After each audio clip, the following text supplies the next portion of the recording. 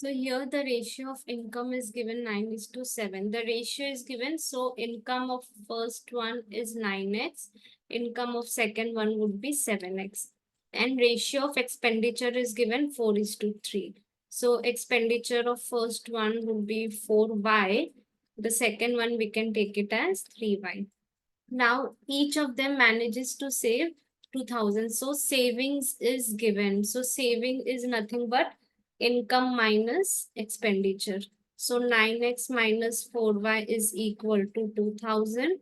Similarly, the second equation, 7x minus 3y is equal to 2000.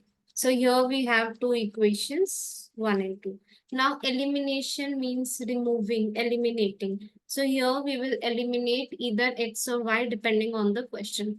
So here the coefficients of y is smaller, so it's better to eliminate y. How can we do that is, we can multiply the first equation with 3 and the second equation with 4 so that the coefficients of y will become same. So then we get 9 into 3 27x minus 4 into 3 12y is equal to 3 into 2000 is 6000. Second equation multiplied by 4, 7 into 4, 28x minus 3 into 4, 12y is equal to 4 into 2, 8000.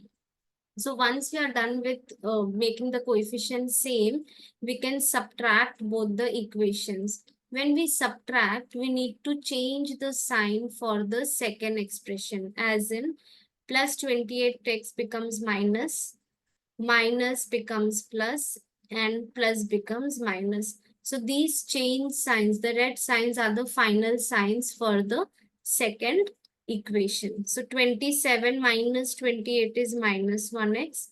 Minus 12 plus 12y gets eliminated. 6 minus 8000 is minus 2000. So from this, negative gets cancelled. So x is equal to 2000. So once we get x value, we can substitute in any of the equation in the first or second equation to get the value for y. So here, let us consider the second equation. So 7 into x is 2000 minus 3y is equal to 2000. So 7 into 2, 14,000 minus 3y is equal to 2000. 14,000 plus 2000 when I transpose it becomes minus 2000, and minus 3y when I take it to RHS it becomes plus 3y. So 14 minus 2 is 12,000 divided by 3 is y. So y is equal to 4,000. So this is how we can use the elimination method, by eliminating either x or y.